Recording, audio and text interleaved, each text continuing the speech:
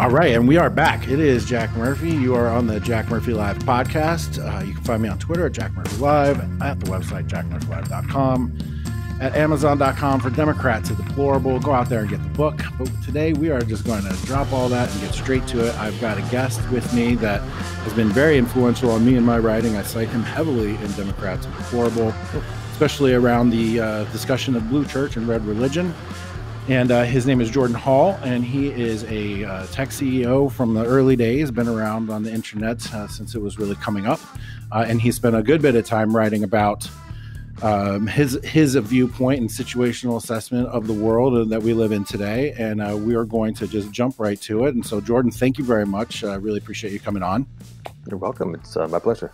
All right. Awesome. So one of the first ways that I came across your writing was with the situational assessment Trump version. And so I read that one, and then I went back to the 2015 one. And if we could just sort of introduce the listeners to the concepts of what were included in the situational assessments, I think that'd be a great place to go. Like how did you come to write those is sort of my first question. And what was your motivation? And then, maybe if we could just sort of break down some of the basic concepts were in there and then sort of move forward and apply it to the world today. Sure. So I think probably the best way to begin is just to begin with the proposition that I happen to be a somewhat unusual person, certainly somewhere on the spectrum, and had a childhood that was, I think, largely partaking of what you might consider late 70s, early 80s nerd culture. So I had a very healthy dose of, say, Dungeons and Dragons and comic books and science fiction and science and early computers. So I was actually involved with computers as soon as PCs happened. And all the kind of dents that makes in one's personality and psychology. Mm-hmm. But in kind of the language that Eric Weinstein has used, in order to simply survive in the world that I found myself in, I had to figure out how to build a kind of a bespoke sense-making capacity. And just to make sense of what the hell was going on around me. The tools that were handed to me just didn't work. So I had to start getting pretty good at building my own tools. And please. Sure. So sense making is something I think we're going to talk a lot about. And can we define what that means? I think it sounds sort of self-evident, but I think there's a lot more to it. Sure. So what we can do is we can say that in the beginning, there's perception. Well, in the beginning, there's reality. So you find yourself in reality. And one of the things I think we should maybe notice is that reality is vast and reality is mysterious. I actually oftentimes use William James' phrase, the blooming, buzzing confusion.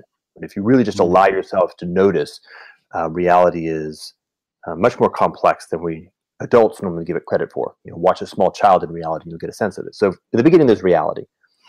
And in the context of reality as an individual, your first person experience is that you'll notice that you'll be having some kind of experience. You'll be perceiving things. And your perceptions are, of course, a lot. Right? The notion of five senses is an old story. There's thousands.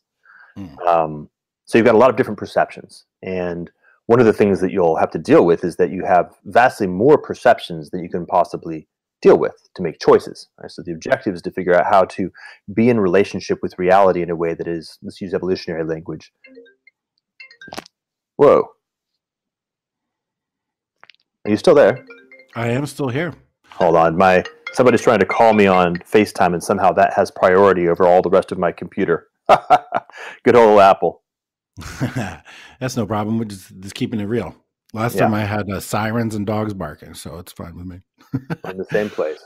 Hold on. So if I could just interject real quick. So what you said five senses. We have a lot more than that. One of the things that I read that you had written was that the body senses things much more so than our prefrontal cortex, and that's something that I actually wrote quite a bit about in the book as well too. So what can you tie those two concepts together? Then also you mentioned that your sense maker you felt was broken, and I was born in the mid 70s, and I too was a product of early media in 70s and 80s. I played Dungeons and Dragons, comic books. I played on Commodore 64 computers. I remember saving programs on audio cassettes. Indeed. Right? And, I wrote 10, print Jack 20 go to 10. I thought it was the greatest thing ever in the whole world. So I played with BASIC from, early on. And my dad actually was a data processing guy. And so I had access to email in like the 80s. And so he used me as a way to be like, well, can these other guys, is this easy enough for professionals to use? So I've been sort of in a similar situation as you. And I feel like my sense maker is broken too. So maybe if you could explain what that sensation was for you, and then maybe tie it also together with our powers of perception of this vast sense of reality that's out there. Sure. Okay. So we've got perception, and just to very quickly speak to the notion of the body, I think anybody who has learned some kind of embodied skill, like say juggling or even just catching, might have maybe even a sense of wonder at the fact that you can throw and catch a ball. That's a serious fucking deal. Like, have you ever tried to do the actual math? Right. It's non-trivial, right? And so there's no freaking way that your prefrontal cortex is doing differential equations to estimate the projection of a ball in the air. But your body has the capacity to relatively quickly and relatively effortlessly learn how to do that. And then, of course, if you spend some time at it, do some really interesting things. Yeah, totally. And even children have the power to do that. I mean, I've played catch with my son since he was a little kid, and he can gauge 20 feet, 30 feet, 40 feet. I mean, it's incredible. It's incredible, right? So that's one piece. So the recognition is that there's a certain vastness to the possibility of perception. And then we find ourselves in the world with a almost instantaneous need to figure out how to deal with the world, to navigate. Right? As an infant, you have to figure out how to do things like move food through this tube of your body in a way that causes as little pain as possible, and then keep it coming in the front end, right? So we are immediately cast into having to figure out how to deal with it. And so this notion of sense making is just saying, okay, I have reality, I have my perception of reality. How do I make sense of that perception? How do I convert or compress that vastness of perception into things that I can do with, that will help me make effective choices in the world? We can talk about this in terms of very step by step. Like literally, the eye, the retina, is a process that converts the broad spectrum light that is literally bouncing off the back of the retina into just that subset of the frequency of electromagnetic radiation that the retinal cells can be sensitive to, into the subset of that the optic nerve brings into the visual cortex. And then the visual cortex, of course, is doing a huge amount of work trying to take this raw signal from two different eyes and then convert that into the stuff that we see, or that at least we have the capacity to choose to see if we point our attention at it. And then it's, of course, percolating through other parts of the brain to try to identify what matters in what we see. Right? So this is a sense-making process from the point of vision. Right. And it's and one of the themes, I think, of what you just mentioned was filtering too, right? Like massively. Yeah. Massively. Right. And that's sort of what's being affected in many ways. I mean, I'm not going to jump ahead here, but like media filtering information, your body filtering information, everything is sort of filtering this infinite amount of information to figure out what is accurate, what is important, relevant, useful, all these interesting signals. And is that relevant to sense making, like your filtering capabilities? Well, it's irreducible. Almost all of your perception is thrown away. So the question is, how discerning is your filtering? To what degree are you identifying the aspect of reality that is meaningful, and to what degree are you throwing away the aspects of reality that are not meaningful, given the fact that you're throwing away almost all of it? So that's big, right? So let's then maybe do two things at once. So one is, my personal experience was one where it's not necessarily that my sense maker was broken, but rather that the culture that I had been born into, or the society that I had been born into, had a particular way of trying to accelerate the development of my sense making, giving me frameworks, education, and stuff like that didn't work for me. And so the prefab toolkit that our culture, to some extent, tries to give to the younger generation, so that younger generation has tools that it can use, just didn't work for me. So I found myself in a circumstance where I had to do it myself. I had to more fully sort of as an individual step into reality and kind of build my own sense-making frameworks bespoke. And this showed up a lot, for example, in the notion of being an entrepreneur as opposed to, say, being a businessman. A businessman is somebody for whom the machine works, who can step into a place, turn certain cranks, and be able to do that with what Eric calls excellence. And oftentimes entrepreneurs are people who can't. Like literally that road is just not meaningfully available to them. And on the flip side, if they have gotten to a point of some level of adaptive capacity, if their own bespoke sense making has gotten to a high enough level, they can also see things that other people can't see, and can and maybe actually have to have learned how to be willing to take risks because the easy path wasn't available. Like they couldn't just learn what school was teaching. They had to go out and stake out new ground. And so for me, being an entrepreneur, being a tech entrepreneur, was part of the same process. And I was using a lot of those same developing frameworks, that bespoke sense making in that same context. I was making sense of the relationship between digital technology and the analog world to try to identify where opportunities might lie. Okay. And how, for example, networking technology intrinsically changes the relationships between people, and how human relationships congregate and create groups that make choices together differently than what happens in a place where, say, broadcast television. So noticing that, like literally just being there present as it evolved and watching how it changed. And then my mind trying to figure out why, like building framework to try to explain what I was observing in my life, and that I was having to respond to, because that was my job. My job was actually to be good at figuring out how these things are going to happen and having my skin in the game. If I made a bad choice as an entrepreneur, I was going to lose. So the adaptive framework was stark. And so that happened. And in 2007, I exited my third company, DivX, and more or less retired, and spent a lot of time just watching and learning and just exploring the world with my, I wouldn't say ill-gotten gains, my well-deserved gains. Well-deserved. And on that note, I think I read also that you were one of the few people to start up, get initial offering, and then bring public a company. Is that right? Yes, that's right. I was involved in 3 startups that were from beginning all the way to IPO. And the third, I was the co-founder and CEO of. And it went from an IPO on NASDAQ. So from zero, from nothingness, all the way to IPO, which is, it's a fun game.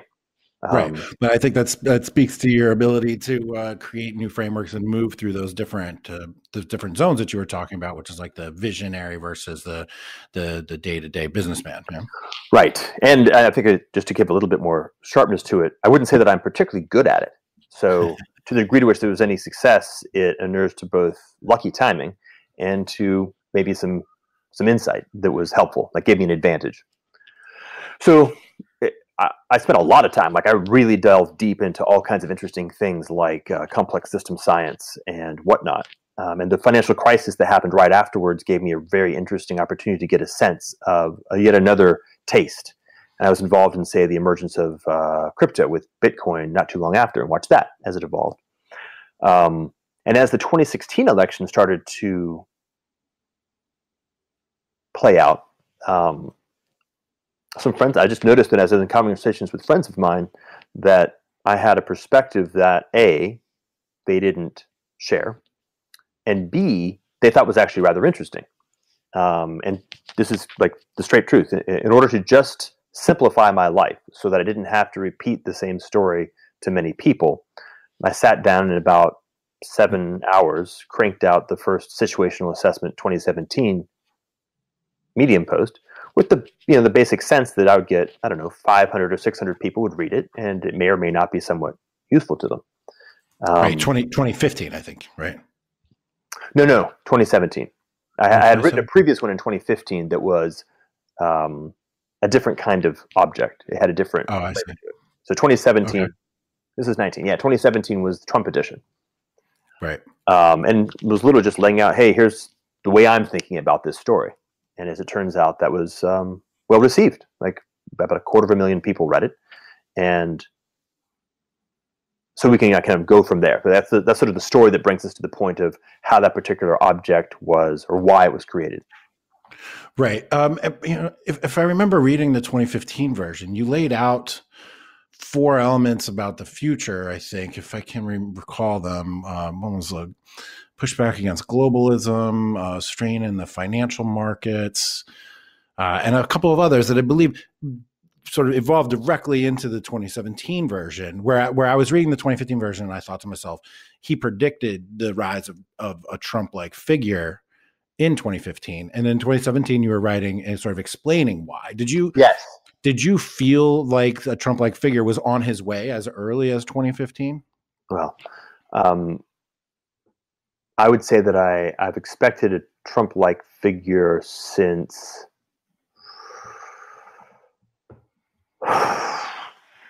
maybe 1996. Okay. And it's not, I mean, it's, in some sense, it's pretty obvious. So it's just a matter of having a model or a framework that tries to make sense of how culture evolves and how politics, which of course is a sort of an epiphenomenon of culture, shows up in that context. So I can go into that if you'd like, but we can. Yeah, I would love that. Also, could you explain the word epiphenomenon? Because I think I've read it a million. No, it's totally fine. I think I've read it a million times, but I couldn't use it confidently in conversation. And my listeners are very smart people, and they come from all different walks of life. But we're all about trying to learn as much as we can and to help us make sense. Right? That's what this is sort of like the whole gist of the podcast, is help make sense of the world. So that's right. That's right.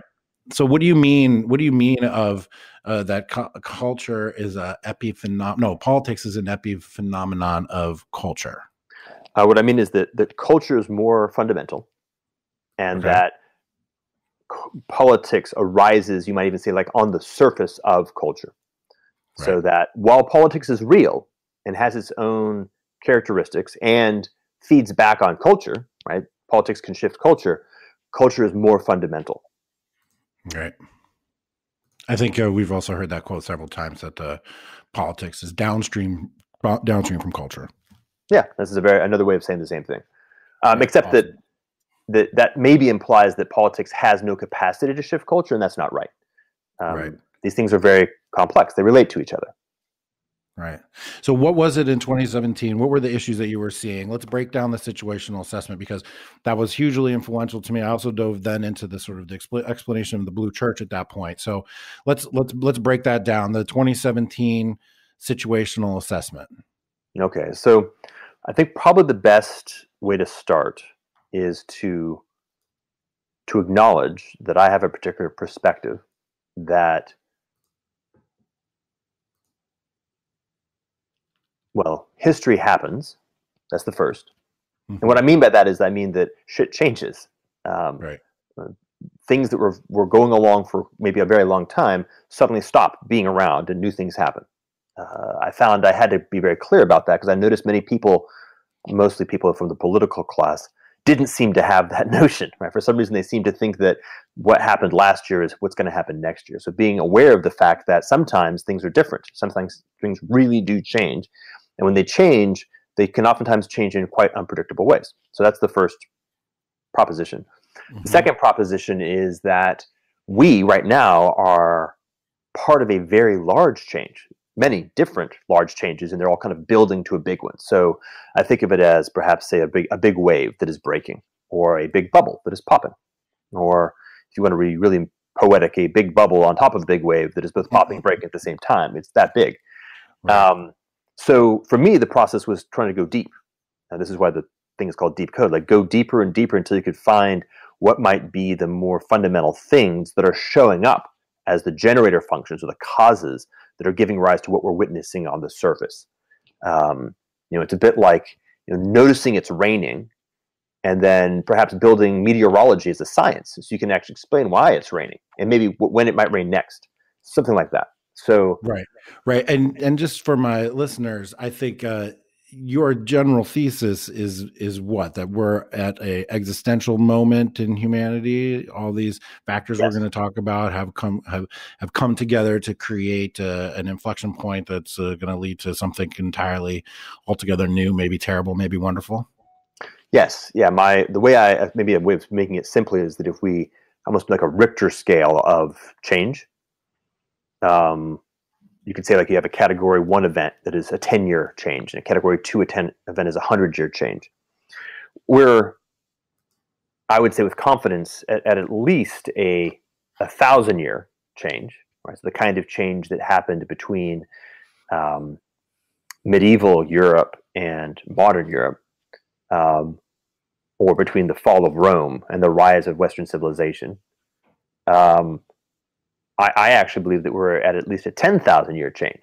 So the shift from pre-civilization, from tribal-based human level organization to city-state agriculture style human organization, right. And possibly even larger. Of course, at that point, it becomes very difficult to think about it. But you had the transition, say, for example, from Homo erectus to Homo sapiens, which is a 100,000 or a million year scale change. And it's not, if you look at it,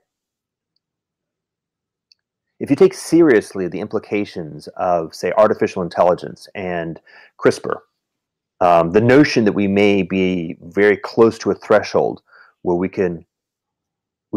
cannot help but change ourselves and our circumstances at a level that is at least equivalent to the shift that occurred when Homo erectus turned into Homo sapiens, is actually not that unusual. The hard part, I think, is actually digesting the reality of it. When you can grasp it, then you're like, whoa, well, that's a lot. What does that mean?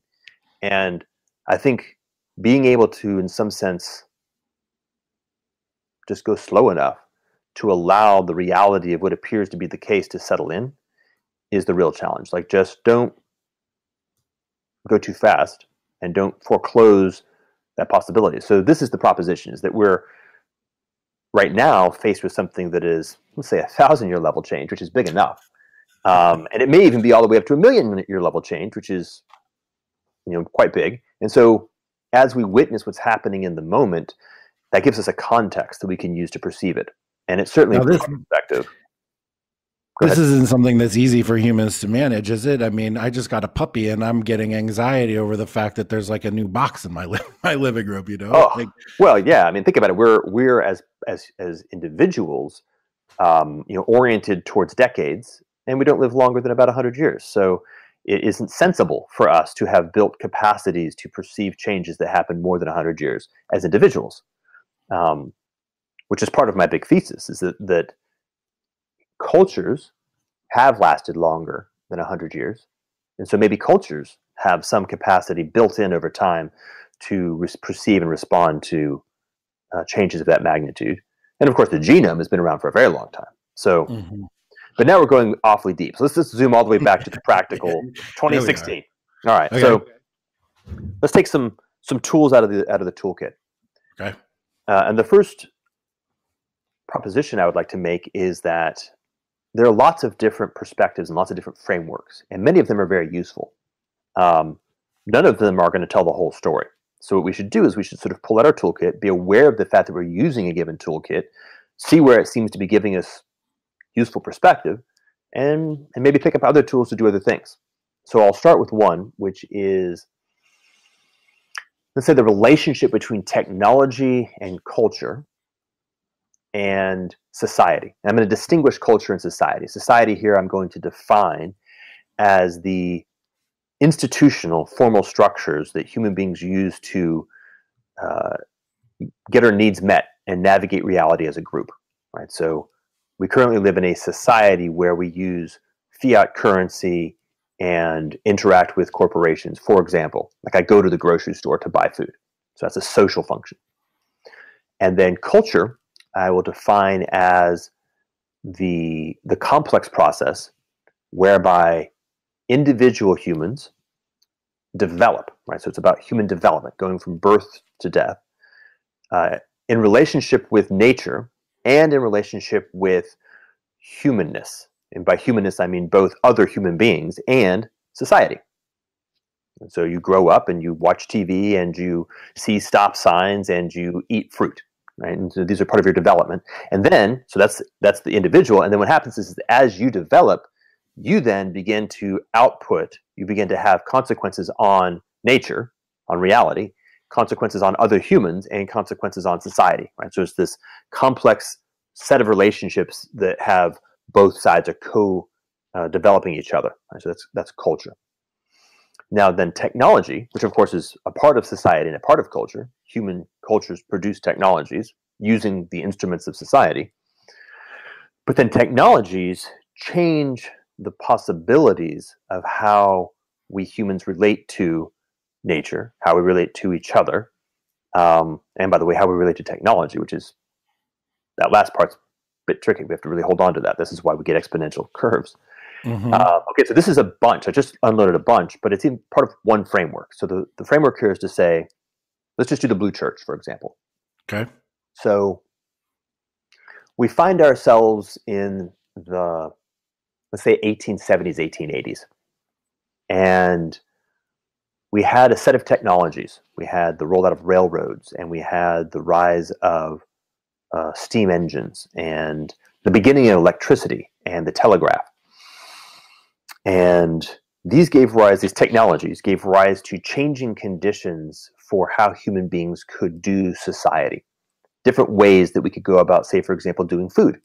Now, instead of having to get all of your food from within sort of horse riding wagon distance, food could be produced in Kansas, put on a train, and shipped to New York City. Probably not that far, but you get the idea. Yeah. So that shifted the nature of how human beings had to relate to each other and how we could relate to each other, and also gave rise to different qualities of culture. For example, it massively shifted as we go from the 1880s through to the 1920s, where we lived. Human beings began to stop to live less and less close to the land in farms and rural environments, and more in urban environments, right? The great migration of our demographics from rural to urban happened during that time, which changes the context of culture. And if you're growing up on the farm, mostly around your family and mostly around other people who you more or less know for a long period of time, that's a context for a kind of culture. Whereas if you're growing up in, say, Brooklyn, that's a different context for a very, very different kind of culture.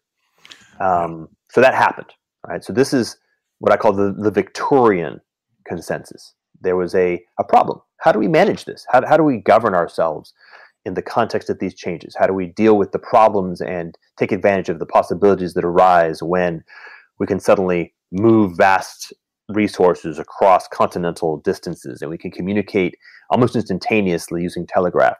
But by the way, not yet telephone, or certainly not television. When printing presses have now reached enough ubiquity that some people have handles on the ability to mass communicate, but of course, most other people don't. Right? These are all kinds of questions that arise. And culture evolves, right? The culture is a kind of thing like a forest or a species, where it is responding to the context that it finds itself in, and has so many different ways of, because individuals are the basis, certain individuals find approaches that work, and those approaches spread to other people who are trying to learn how to be successful as individuals, and culture progresses in certain avenues. And so round about, say, 1910, 1920, at least in the United States, England, maybe Western Europe, we found ourselves in the Victorian consensus, a way of managing life. But of course, technology didn't stay still. We had moved from trains to cars and planes were showing up. And we had moved from telegraphs to radio and record players, and not too long thereafter, television. And this changes things. And by the way, population changed too. Right? We went from 50 million people to 100 million people, and we started blowing towards 300 million people, which changes a lot. And so as we began to move into the 30s, the Victorian consensus began to break down.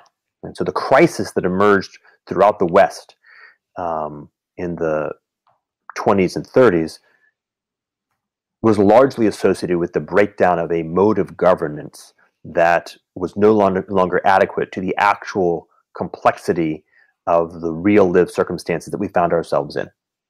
That a way of operating society that was optimized for late 19th century populations using trains and telegraphs just wasn't adequate to a society, early 20th century society, using radio and automobiles and et cetera, et cetera, et cetera. And this crisis you're describing, is it analogous to the one that we're facing now, or is it just like minuscule in comparison? Well, let's start with it being analogous. Let's start there. And we can actually walk our way up. And now we're actually entering into a really good space because I've never considered that question deeply. So in a moment, we'll move from a place where I'm telling a story to where you and I are actually engaging in collaboration. Excellent. Which is, by the way, the meta story. So hold that. Okay. So what happens is we begin to move into the post-war environment. We begin the process of learning how to engage in a new level, a new kind, a new quality of governance, which is very much using the power of broadcast. And here, television is the best example, but it's not the only. If you look at the environment of the post-war environment, you notice that broadcast is all over the place. For me, a really good example is school. School is a form of broadcast. By that, what I mean is there's an asymmetric relationship, which is to say there's a teacher and there's students, and there's one teacher and there's many students, and the teacher does all the talking, and the students do all the listening, and the teacher's in charge of what's right and what's wrong, and the students are responsible for figuring out how to give the teacher what the teacher wants. Right? So that's an asymmetric relationship, and that's broadcast. Broadcast is that sort of thing. So, if I'm listening to the radio, there's one person singing, and there may be millions of people listening. And I can sing back to the radio, but nobody else can hear me. And of course, since television is audio and visual, it's almost like reality, like it simulates our lived experience to a pretty high level. And yet, in a broadcast modality, it's a very different experience, right? The experience of Americans in Vietnam was a massive psychological shift because we found ourselves in a context where we were kind of like halfway in. Vietnam was happening in our living rooms halfway. We couldn't have agency. We couldn't act on it meaningfully, but we could actually experience it to a non-trivial extent. And that's, as you might imagine, neither of us experienced that much. Extraordinarily traumatic to the individuals and to the culture. Right. Do you think at this time period, at least leading up to Vietnam, was there a level of trust in this broadcast format? Did people believe that they were getting all the relevant information at the right time without any sort of bias? Yeah. Well, I wouldn't say that it was naive. I think that people were aware of the fact that bias was there, but that there was a feeling of maybe congruence, that Walter Cronkite felt honest. He felt like there was integrity. It felt like there was integrity in the medium. And by the way, in the culture. This is crucial. Because remember, after World War II, we came out of a context where the Depression and World War II were intense. Shit was fucked up. And so people went back to basics and learned how to be, at least to some meaningful extent, reliable, trustworthy. And so television kind of grew up in that context. And so people who had fought in Iwo Jima were able to have a way of relating to each other across the divide of television that was, there's a feeling of mutually shared responsibility, let's say. And it was real. I think that was real. Right. And it's making me think of this word coherence that I think you've used plenty in the way that mass communication enabled a social coherence. Do you think that the coherence was a ground up phenomenon? Hearing what you just said there sort of made me feel like people believed what was coming across the television screen because of the way they felt on the ground, and then sort of they were able to cohere socially because of that, rather than the coherence coming down from the television screen and into their living room and making them feel trusted or in a high trust society at that point. It's going to be both. Yeah. And that's how it works. Coherence is actually a resonance phenomenon from both directions. So let's just walk through how the Blue Church worked. So when I say Blue Church, what I mean is a discovery, an evolutionary discovery by culture of how to make best use of mostly broadcast modalities to govern and to make choices as a group. So one of the characteristics of the Blue Church was this notion of vertical meritocracy. So if you're going to be in a circumstance where most people are going to have to listen and only few people are going to be able to speak, it would be best if the ones who are speaking are really good. And so there was I think, well-intentioned effort to find a way to actually deliver on that, so that the people who were in charge were supposed to be meritocratically selected. You put the people in charge of NASA who were good at going to the moon. Right? You didn't just randomly pick people who didn't know what they were talking about. You put the people in charge of the FDA, who were good at figuring out how to make sure that our food and drugs were high quality. Fill in the blank, right? The whole notion of the period of, say, the 1950s through to the late 70s was a period of recognizing that, in fact, there's a lot to that, right? If you do a good job of identifying who are the smart kids and elevating them into the prestigious universities, and do a good job of educating them well, and then do a good job of selecting the most capable, best educated individuals to have the most responsibility, you actually get a quite effective and adaptive governance system that does things like takes us to the moon and builds the interstate highway system and creates the green, the second agricultural revolution. There's a whole bunch of stuff that happens in the context of what that machine can do, that kind of governance system. And then, by the way, that was real. Like that, the high point, the high watermark of the Blue Church was, in fact, actually on the high watermark of human collective intelligence thus far. It did a pretty darn good job. And of course, it also made all kinds of errors. But let's ignore those for the moment. And because to kind of get to where we are, we have to say, okay, well, two different kinds of things happen. Many different kinds of things happen, but I'm going to focus on two in terms of the relationship between where we are now and the Blue Church. Okay. One is, once again, just like the movement from the Victorian consensus to the Blue Church, things have changed. Right? We've moved from a broadcast dominant form of media to a symmetric, interactive, which is what we're doing right now. The internet is a different kind of thing. And it gives rise to a very, very different way of entering into relationship, a way of forming collective intelligence, and then a kind of coherence, which we're still in the process of learning. And we can mention other things, for example, just to kind of like show how these perspectives are nuanced. If you think of television as kind of an extension of the way the human body relates to reality, it's a massive hypertrophication of vision and sound. Which is to say, it's like a hallucination. Television is like a really, really effective, massive hallucination. We all have the ability to see I Love Lucy, and yet it's not real. She's broadcast to us in an ephemeral medium. She's not really in the television. And so during the television era, not only were we living in a context of broadcast, we're also living in a context of fantasy land, where more and more and more of our lives were lived in the context of imagination. The internet has at least one of its characteristics is memory. The internet never forgets. But television instantaneously forgets. Think about it. Television is a flow. You're in the moment. You're in the present. What the hell just happened? I don't really care, actually. What's going to happen next is what matters. Whereas the internet never forgets. Memory is intrinsically necessary for this new medium, and therefore it's omnipresent.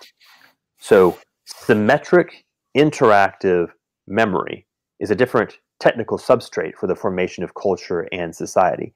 And, well, okay, obviously it's going to change things. And it's in fact going to change things a lot because it's a lot different and, by the way, a lot powerful. Just so we can kind of get a little bit of closure. And the other thing that happens is the kind of thing that society is, and I'll just call it a complicated system. And for those who are interested, we can kind of double click on that, has a sort of a natural life cycle to it. Complicated systems trace S-curves, meaning in the beginning, they don't work very well, and then they kind of get figured out, and then they're pretty effective, and then they're really effective, and then they start to not be quite so effective. They break down. And so people figure out how to game the meritocratic system. They figure out how to simulate the notion of who is actually should be in charge. They figure out how to massively abuse the privilege of being the ones who are speaking as opposed to the ones who are listening.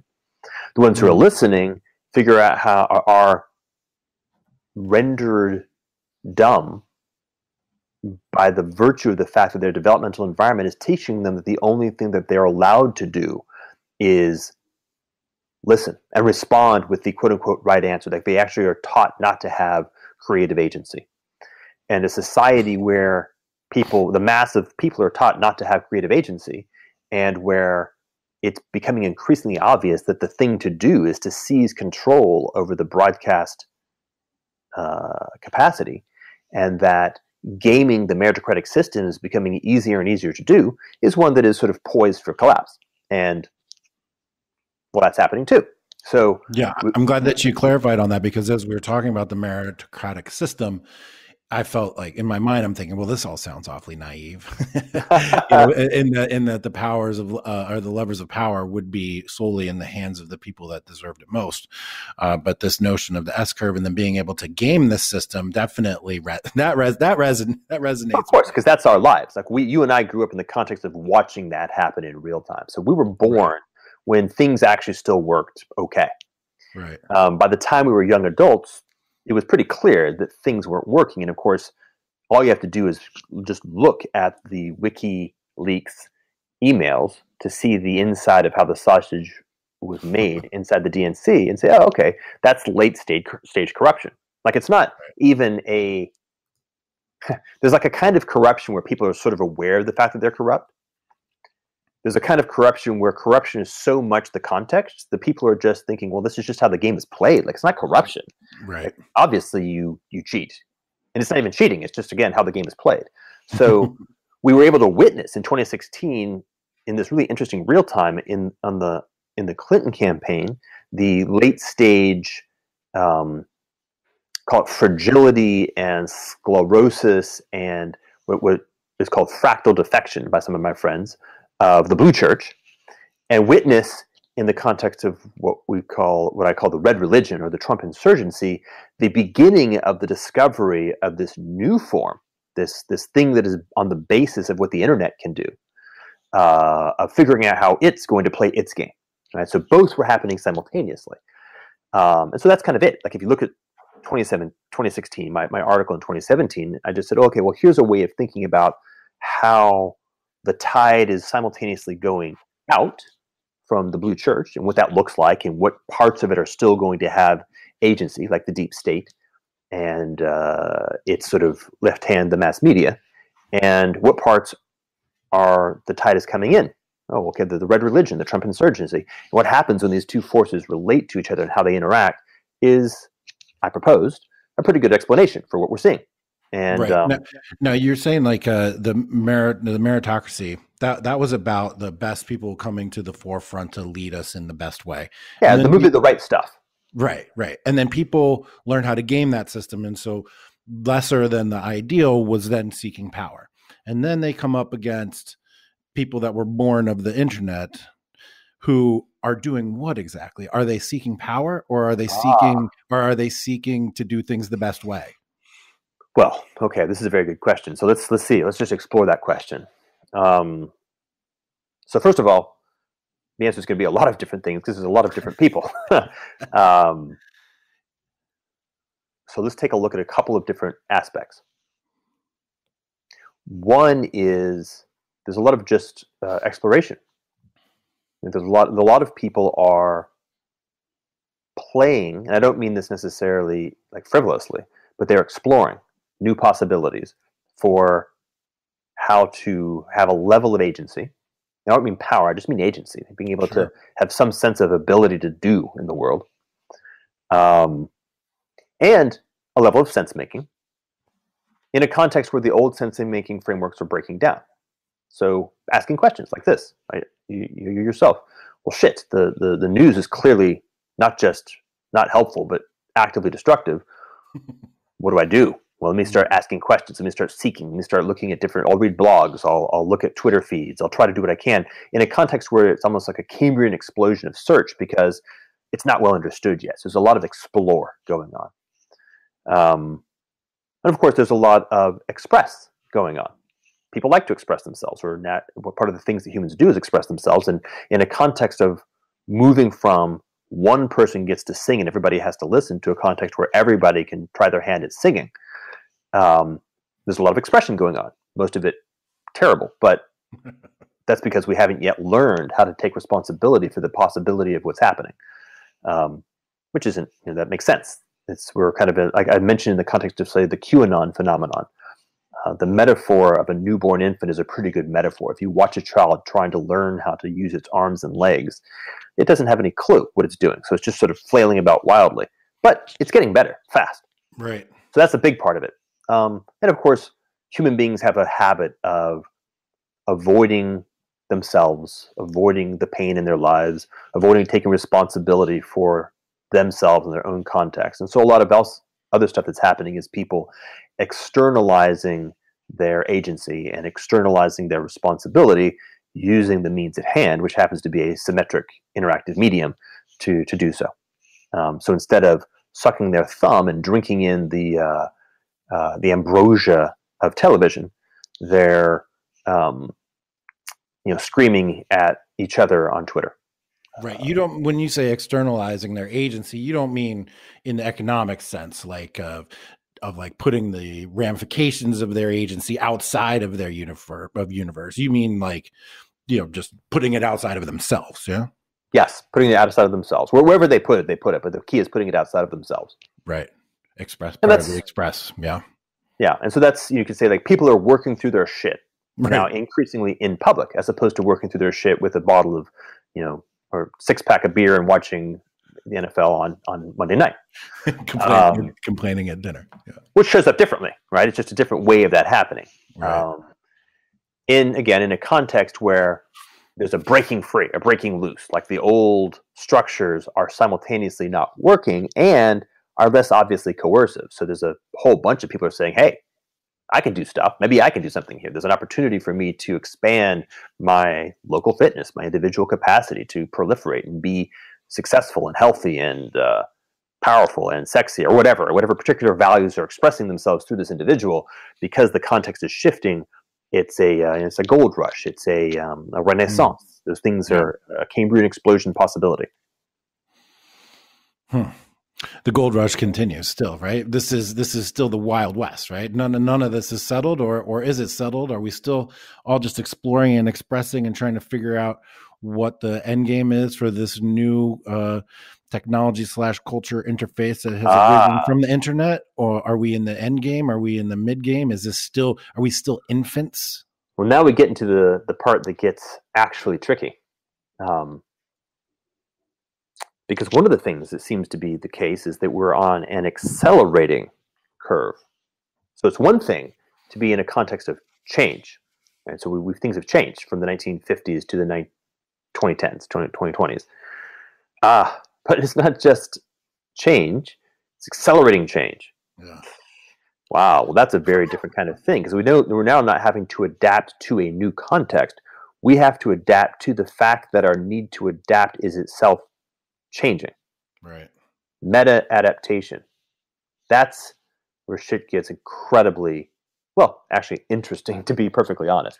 Yeah. So a lot of these questions, terrifying. and / terrifying. A lot of these questions actually start to become, well, they go through a really interesting thing where they become meaningless, and then they go to a higher level where they become meaningful again. So we are at the end of the beginning, but in a context where the beginning is itself beginning again anew, constantly. So lots of things have been settled. But in the process of them being settled, they've actually changed the context of the world such that a whole new set of things are now unsettled. This is a real thing. So let me see if I can put this in a language that makes it a little bit easier to handle, a little bit easier to grasp. So in evolutionary theory, we have the concept of a niche. So say like the jungle.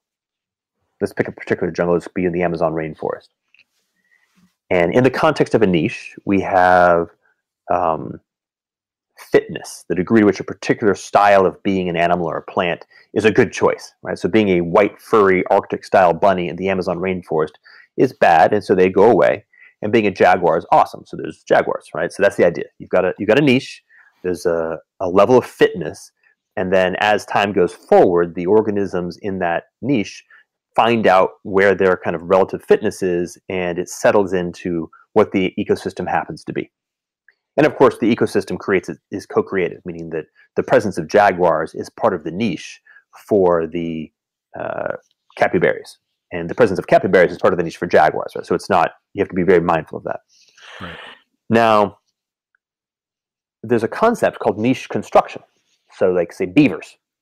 Beavers don't just sort of sit idly by. They build dams. They change the niche with some effectiveness. They make the environment that they're in more conducive to being a beaver. Well, the notion of niche construction, if you think about what that means is an organism that has the capacity to change the niche in some way.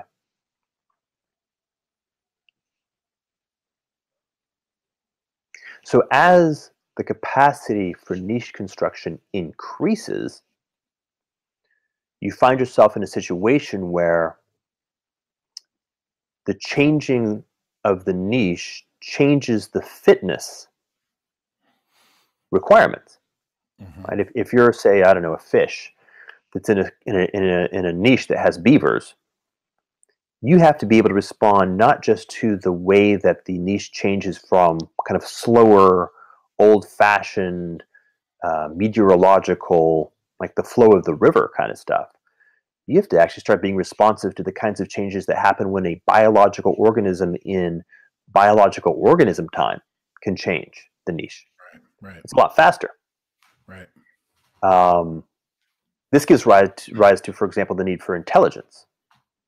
Intelligence is the ability to change the way you're responding to your niche behaviorally instead of doing it genetically. So, you can change your behavior. Real time versus overtime. Real time over, say, what I call evolutionary time or biological time. And of course, before that, you had geological time. And so, of course, now we start to get an interesting story, because if you look at the story of Homo sapiens, the story of Homo sapiens is that story. It's the story of becoming more capable of responding to changes in the niche, and therefore also becoming more capable of niche construction, and therefore changing the niche, and therefore requiring more capability of change or responding to changes in niche, but also therefore becoming more capable of changing the niche, accelerating change. Right. So you might say that humanity, Homo sapiens, is the experiment of what happens when niche construction meets intelligence in an accelerating rate. Now, I'm not sure if that made it any easier. There's more words. Right. I mean, it makes sense to me. I mean, we influence our environment, and then the environment influences us, and then it's a feedback cycle. But we're really good at trying to figure out how to respond to that fact, and that's the key. Right. Like we're this special kind of animal that is that kind of animal.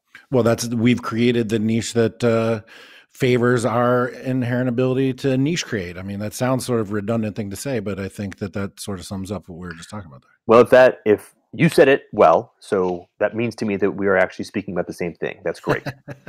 And a huge advantage of this asymmetric, communicative medium. So then what happens is we say, okay, cool. Well, what might be the right kinds of ways to respond to that kind of reality?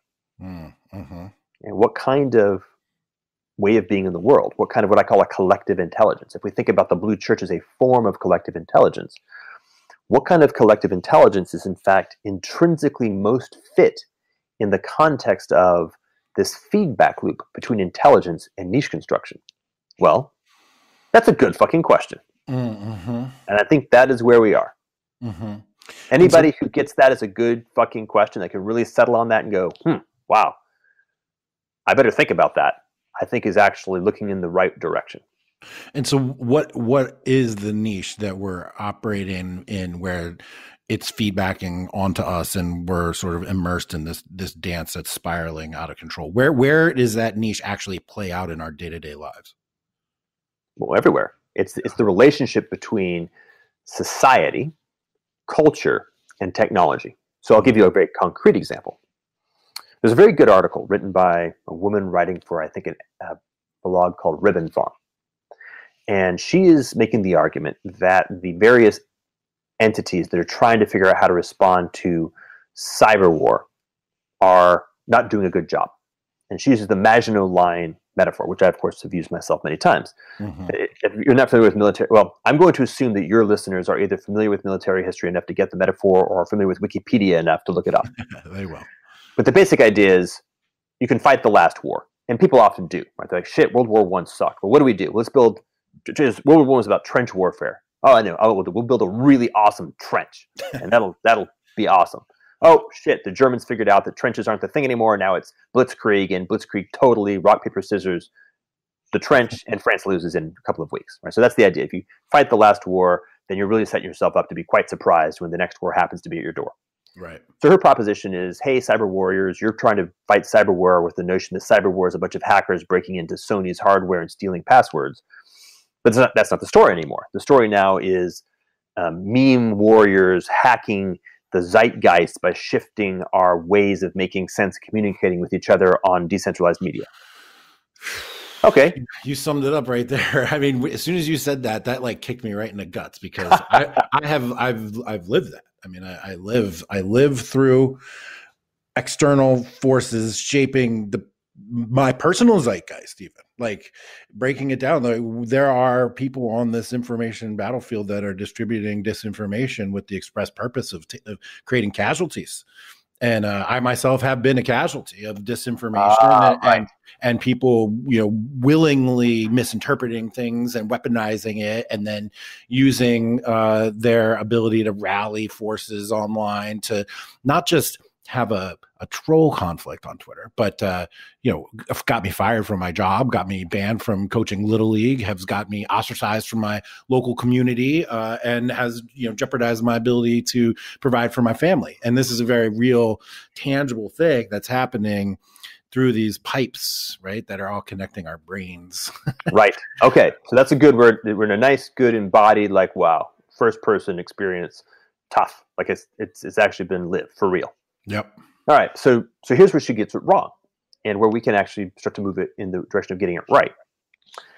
She then goes on to say, okay, so we're not fight the old war. Here's the new war. And okay, FBI and CIA and NSA and Facebook and Google, get your shit together. Like, start figuring out how to fight the new war. Mm-hmm. And my response is, those are the wrong kinds of tools. Those are instruments, the NSA, the FBI, Google, Facebook, that were designed to fight the last war. Right. They're a kind of collective intelligence that can't make sense fast enough. They can't make sense clearly enough to respond to accelerating change. It can't happen. They aren't able to respond to a pace of change, to a war that is moving this fast. Like, this isn't a war anymore about bringing force to bear. This is a war about bringing speed to bear, to be able to actually move faster. It's called a concept in military theory called the OODA loop. That's right. This is a war where strategy has become meta strategy, where you have to actually abstract your strategic agency into an increasingly sophisticated capacity to do strategy. Not to have a good strategy, but to actually have the meta strategy of always having a better strategy, which is tough to hold. Right. And the OODA loop is what? Observe, orient, decide, act. Yeah. So so that's John Boyd and good stuff. So if you take John Boyd and you kind of plug John Boyd into John Boyd, and then you just keep doing that, you like do a recursive loop on it, you get to an endpoint. And if you can perceive what I just said and hold it, you're now actually holding on to the thing that is the answer to the question that you asked, and the thing that is the answer to the question that she was pointing to. But again, that's no joke. Like, that is not a trivial thing. The notion of what happens when you try to run a recursive process of OODA loop on OODA loop is the mind. All right, so I have to now step back. Here's a problem we run into. And we're actually at the end. Like, this is the end of the story as far as we can go. If you happen to be an adult right now, you almost certainly grew up in the context of the Blue Church.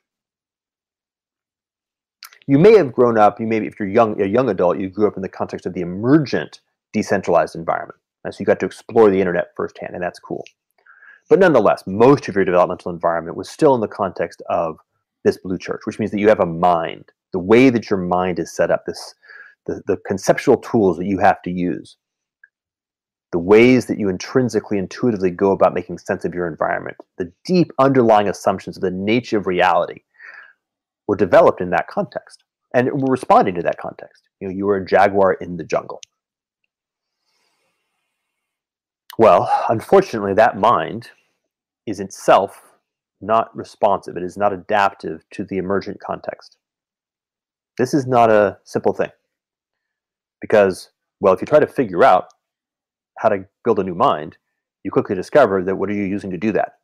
Well, you're using the mind. Uh-oh. Well, you can't build the new mind with the old mind. That's kind of the centerpiece of the whole thing. So this is where, by the way, I am. So we are now kind of all caught up with me. My personal arc is the awareness of this problem, and then the endeavor to try to find a way to, let's call it build.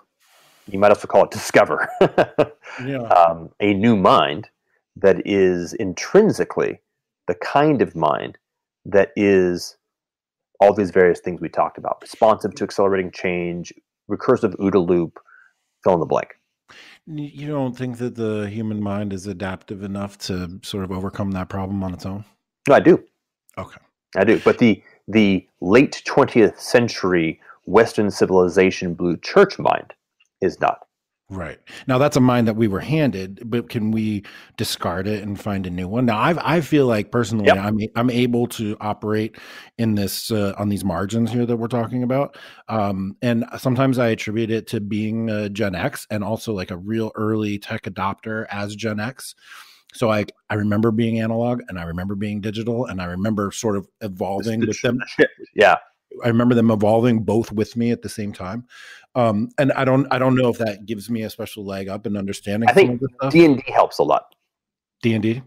Yeah. The notion that when you're a kid, your mind was actually taught firsthand that reality can be simulated, and training your reality simulator to not mistake reality for reality simulation is actually a really useful, lucky thing to have run into. That's funny. My favorite part of Dungeons and Dragons was actually just flipping through the monster manuals and then just fabricating characters. I didn't want to have to play all those damn games. I just wrote down I was level 99, man, and I was this and I had that, and it was fantasy, man. It was amazing. Think about this in the context of this notion of NPC. It's funny, like we actually have the concept. Well, if you're a human being, like a real live human being, and you're not aware of the fact that you're playing a character most of the time. You're not aware of the fact that your identity was something you fabricated sometime during adolescence to allow you to fit in and be successful in your social milieu. Right. Then you're an NPC. That's what an NPC really is. If you are aware of that fact and you can kind of hold that identity somewhat loosely and step back or step down or up, depending on your preferred directionality, and drop into another character. So, well, I guess today what I'll do is I'll play a female elf. And then tomorrow I'll be an orc. And recognize that that's a thing. You can actually do that. Then what you can do is you can try to step into the place from which that is coming. Yeah. Well, that's it. That's the mind. That's the human mind. So not the late 20th century blue church mind. The human mind is the place from which that is coming. Strikes me as that I'm using air quotes here, traditional sort of mind frame / culture / mores and norms may not be best suited to understand this emerging universe or intelligence networks, sense making, whatnot, because of that very lack of fluidity that you're discussing. All right. Well, so how much more time do we have? I don't want to. As much time as you want, sir. Oh, all right. If folks are willing to listen, I'm certainly willing to try to speak. Although, I imagine I've got about 15 minutes before I get tired. Okay. I didn't bring any water. Okay. So let me actually, since we're both Gen Xers, I'll use old-fashioned PC metaphors. Let's double click on that. Let's open the folder. Let's see. All right. So I'm going to use the word tradition in two different ways. So I'll speak to tradition in the, I would say, kind of the facile sense, which is to say like late 90s. Late 90s mind is fucked. Let's just be very clear. There is almost nothing of late 90s mind that is going to be helping us out. But then we use tradition in some sort of the mythopoetic sense, like the kind of stuff that's been around for 10,000 years. There's some pretty good stuff there. Things like how to enter into right relationship with your wife. Mm-hmm. And I don't mean, by the way, trying to run it as a script from some artifact. That's not going to be particularly helpful. But the actual tradition, meaning the actual thing that has been passed down, lived from generation to generation, which we Gen Xers are sort of barely remember because the period of disruption of the 60s and 70s really threw a monkey wrench into those kinds of things. But things like, I don't know, keeping your promises and trying to speak honestly, like that kind of stuff. That kind of stuff is traditional under the crucible of cultural evolution, meaning it shows up as being virtuous in most cultures over long periods of time because it actually works. So let's call it the basics. So if we find ourselves discarding the artifacts of the nonsense of what late 20th century mind brought up and settling into the most basic basics, and in fact, the more natural it is, the more human it is, the more likely that it will be helpful. Now, this doesn't mean an archaism, right? It doesn't mean sort of let's go back and wear feathers and pretend like we're,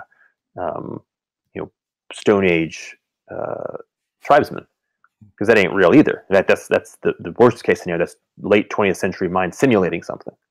Right. But if we can actually sort of listen to the stuff that has actually been really handed down painfully and carefully because it is the most precious and most meaningful, and allow that kind of thing to be the basis of how we go about making our next choices, and very carefully do so, right? Recognizing that we're sort of walking across we're in a journey. We're a journey from Egypt, to use some good old-fashioned mythopoetic language. And so we have to take each step carefully. We don't really know where we are, but we do know that we have to take each step carefully. So let's do that. And we can rely, to the extent that we can rely, on stuff that is the oldest and most shared, because, well, that's the best we have. And it's actually pretty darn good, to be perfectly honest. Right. You just have to be thoughtful, be careful, and be thoughtful. I wanted to. You finished on that one? I can see your eyes still going. I feel like I'm finished on that one. Okay, I wanted to bring into this conversation this notion of sovereignty that I read of yours.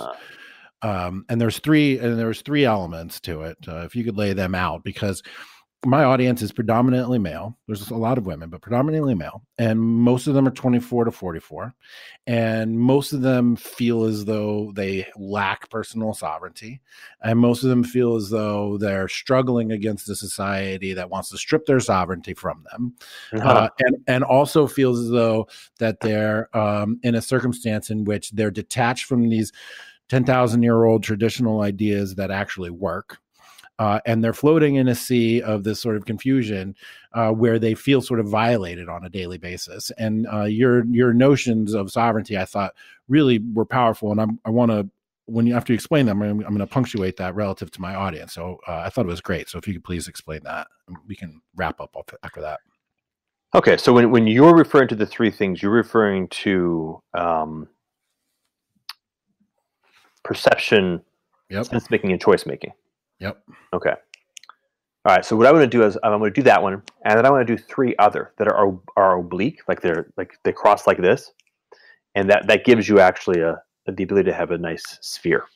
So this three goes this way, the other three goes this way. I apologize if what I just said seems absolutely absurd. Remember, I caveated in the beginning that I'm an unusual kind of dude. plus Jordan and I can see each other on video, but we're not recording it. So even better. So in audio it sounds like a circle. It's the sound of a circle. It's the sound of one hand circling. Perfect. Okay. So to begin with sovereignty, we have just this very simple notion that we were kind of discussing at the very beginning. We have perception, we have sense making, and then we have choice making. So in perception, we have the capacity to perceive what is happening to us in the world. And we can notice that this can be very little and it can be a lot. So as a simple experiment, you can close your eyes. So your perception just became less. And then you can open your eyes. Your perception became more.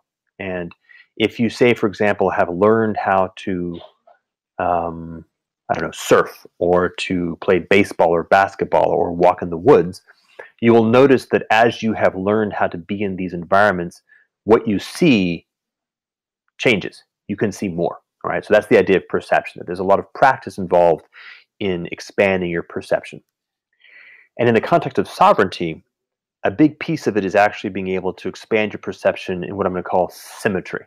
And what that means is that, for example, having too much vision and not enough sound or hearing creates a bias. It creates a kind of like a saber-toothed tiger, right? A saber-toothed tiger is something that is leaning too heavy in the direction of long teeth.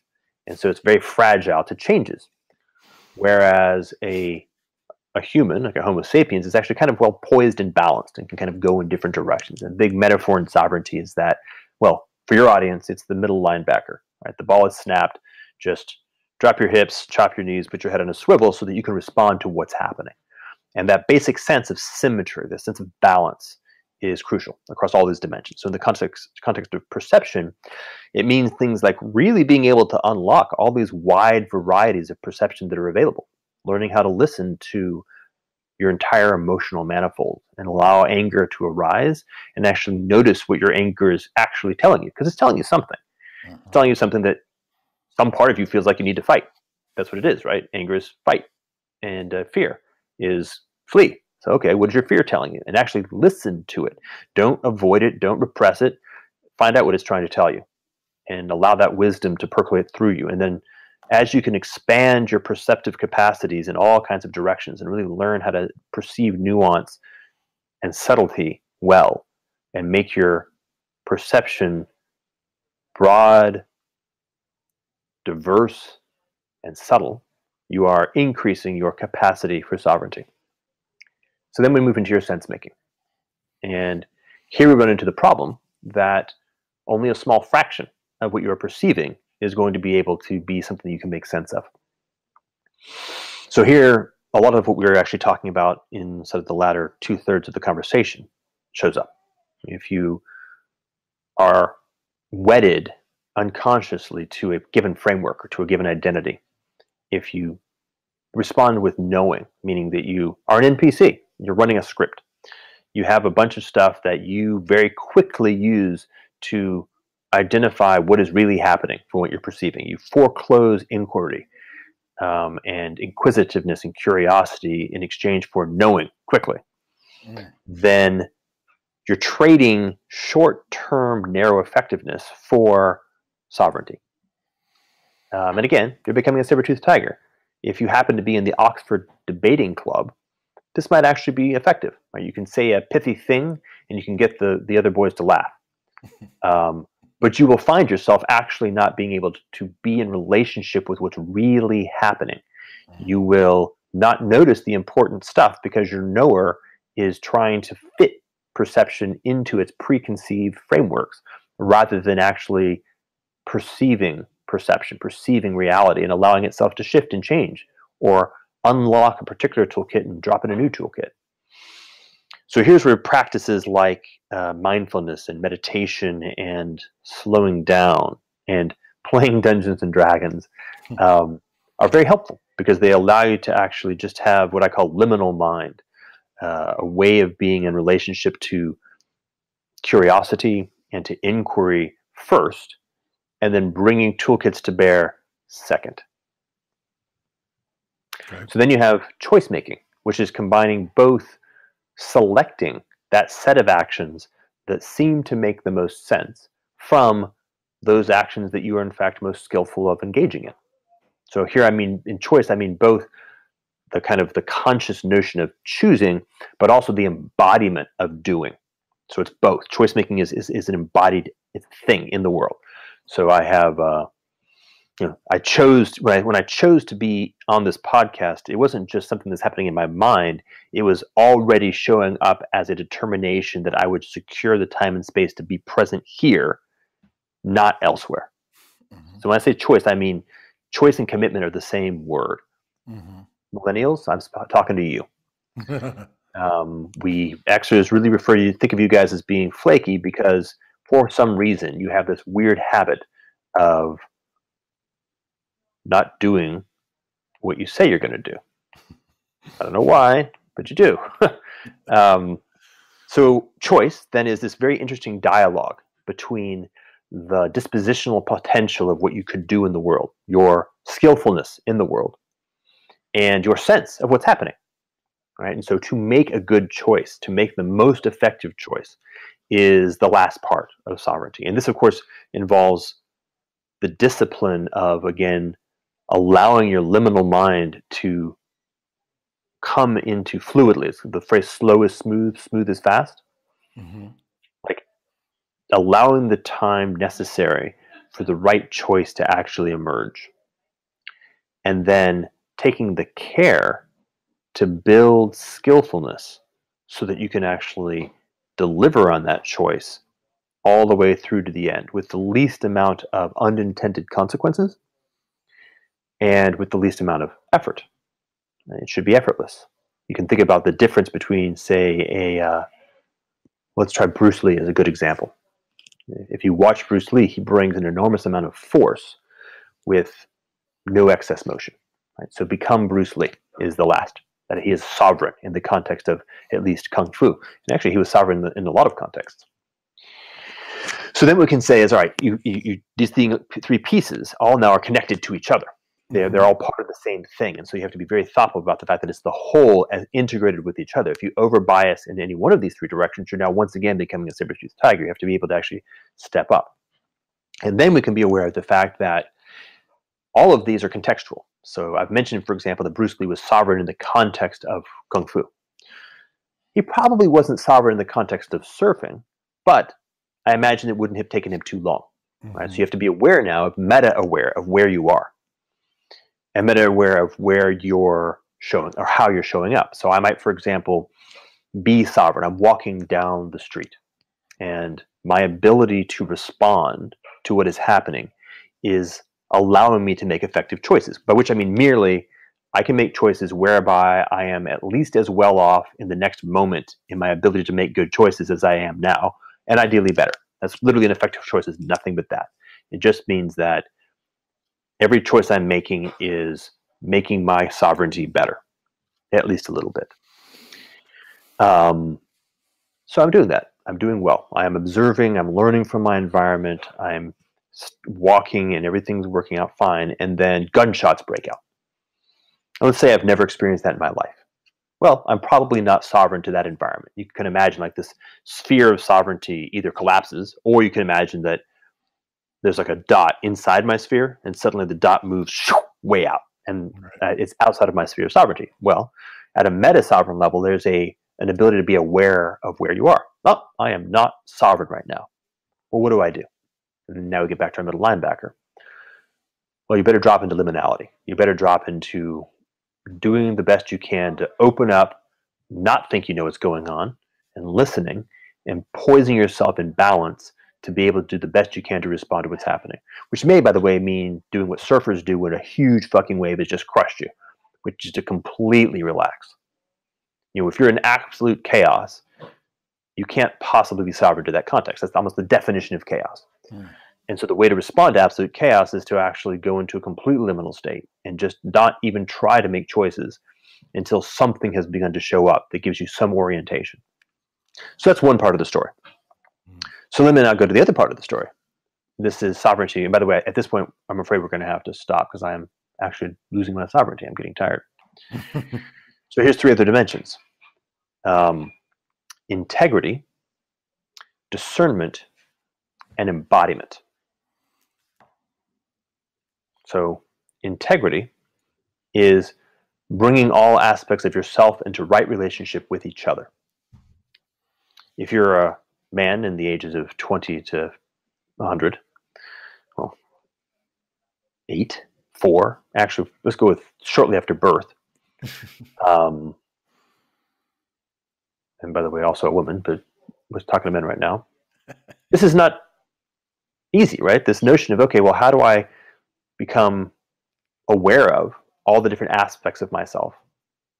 And how do I bring them into right relationship with each other? That's a lot. That's a whole lot. And it's a whole life's journey, by the way. It never ends. So the question of sovereignty is actually almost a question of choice. Are you choosing to go in that direction? Are you choosing to decide that you're going to take complete responsibility for how you're showing up in the world? recognizing that quite often you will not be adequate to what's happening, but you're going to take that. You're just going to step into it, and you're going to always try to dust your ass off and get up and do better next time. And with love, this is the thing that men have a hard time with, that bringing all the aspects of yourself into right relationship actually requires that you oftentimes allow those aspects to be held with care, not with harshness. Men beat ourselves up a lot. So you made a mistake. How do you not beat yourself up? Because that's just an ineffective way of learning. It just shuts down learning. It's not a good way to learn. How do you actually say, okay, wasn't the way I wanted it to show up. How do I do better next time? Just imagine if you were trying to be a really good dad to a young son, like a 4-year-old son. Mm-hmm. That's the idea. So come into a relationship with yourself from that perspective, and slowly but surely learn how to really allow all the different aspects of yourself to come into right relationship with each other. Integrity. Okay, second, discernment. Well, discernment is kind of like tuning your instrument. If we say that yourself, all the aspects of yourself are your instrument, how do you learn how to listen to all those aspects?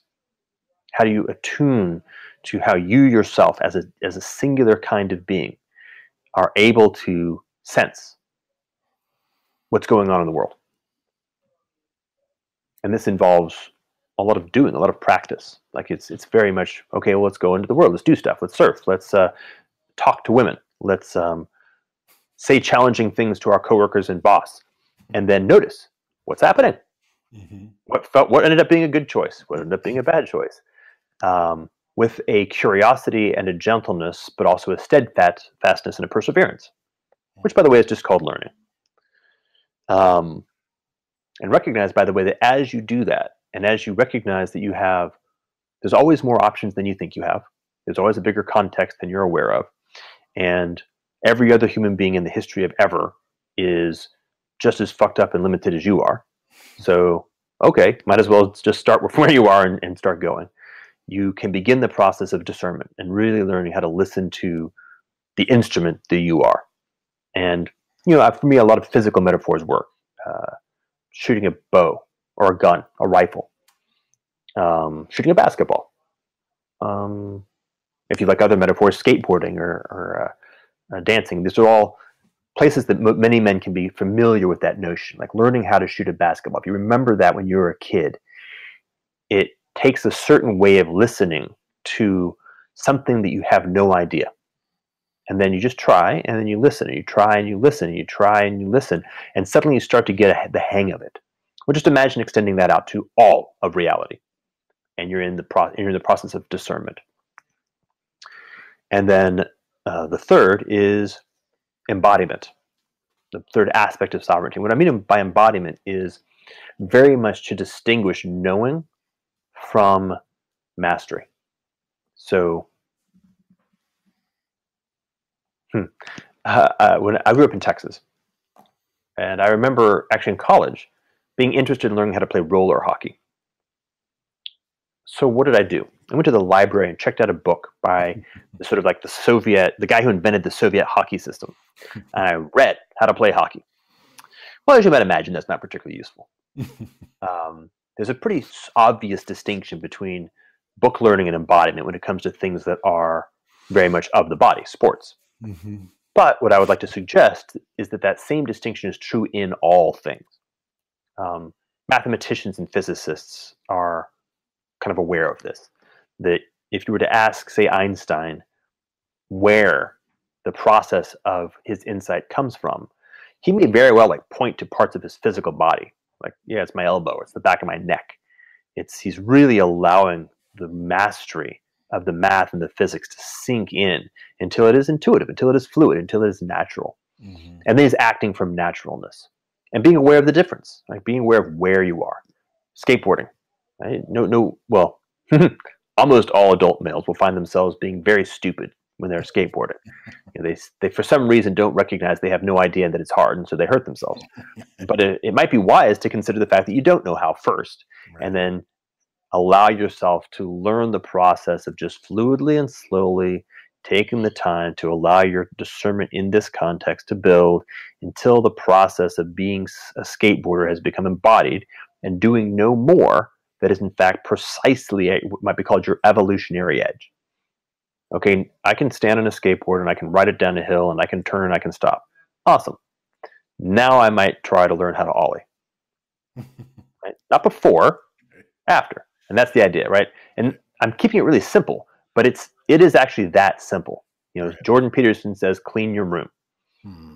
I'm saying the same thing. And by the way, if you want to learn how to start sovereignty, start with yourself. Then start with the people who you love the most. Right. If you can get past that, give me a call. Right. Well, that is an excellent description of a lot of the things that I've been driving at over the last couple of years, and I brought this up because of the way that I think men are feeling sort of confused by all of the misdirection and misinformation that's out there. Also feeling attacked as the American, the APA just comes out and actually pathologizes traditional roles of masculinity. And I think that we're all sort of grasping for a sense of what does it mean to be a positively masculine male in the culture today. And when I started reading about your sense of sovereignty, and especially now when you add integrity, discernment, embodiment to it, and I realize these are applicable to women as well, but really I don't know that I've come across a better summation of 21st century positive masculinity and how guys can take these sort of there's a lot in each one of these elements here, but then begin to apply them in their own lives and use them to work their way through this information battlefield that's out there, and the disinformation and the ongoing sort of information warfare that's out there, the attack on traditional masculinity, the attack on sense making and information, and all this confusion that we have. And I have always advocated for guys you start with yourself first. You put yourself first, then you take care of your family, and then maybe you can take care of your community, and then maybe your city, and then maybe your nation, and maybe the world. But first start with yourself. Hey, can I try one more thing? Yeah, please. I'm just saying something really showed up. So I wrote an essay because I was really, really curious about the question of courage, and I was trying to really contemplate it. And I don't know if I did a particularly good job, but some things showed up for me that were useful. The courage to storm Normandy Beach is real, for sure. Obviously, none of us have done anything vaguely like that. Nothing. The courage is what you're talking about. It's a different kind of courage, right? People aren't firing bullets at us, so we don't get to watch our best friend's head explode. They're firing different things. It's a different kind of courage, but it's still courage. Mm-hmm. The ability to stand in front of the slings and arrows of the AMA pathologizing masculinity is what I call infinitesimal courage. It's a courage that actually requires that you be able to stand and feel it. It hurts, right? There's pain there for sure, and it's not just pain; it's harm. It's real threat. Harm, yes. But you can't respond in it in the same way. You can't shoot back. And so what was coming up for me as you're talking about it is that 2,000 years ago, this is going to come very odd coming from me because my background is not vaguely religious, but 2,000 years ago, we were given an opportunity on occasion to be more Christ-like. I would say right now that is in fact mandatory. It is no longer a matter of that might be a neat thing to do for a few folks. The kind of sovereignty we're talking about and the kind of courage we're talking about is precisely the kind of courage that Christ represents. That is an amazing point that you brought up, and something I could probably talk for hours about. But we'll put, as they say, a pin in that one. Yep. And on the last note that I want to touch is that we didn't really get too much into the red resistance or the red religion, or as you very aptly and John Robb also described, and I put in my book, how the blue church and the ideas that they've spread have created a situation in which the only people left to resist it are those who are actually now immune to the tactics of the blue church. And so when people ask me, what can we do? My point to them is always start with yourself. What we have to do is actually build real communities, and it starts with individuals, and it starts with having an inner strength, and it starts with the physical strength, and it starts with the notion of sovereignty, and then expanding it as you can around to the people that you love and the people that you now elect to commune with. And to me, that is the answer to sort of combating what's happening. And again, there's so many topics we could have covered, and I'll just in very 2 seconds touch on you mentioned in social media making weak affiliations versus strong connections, and social media presents us with the opportunity to replace our strong connections with these weak affiliations.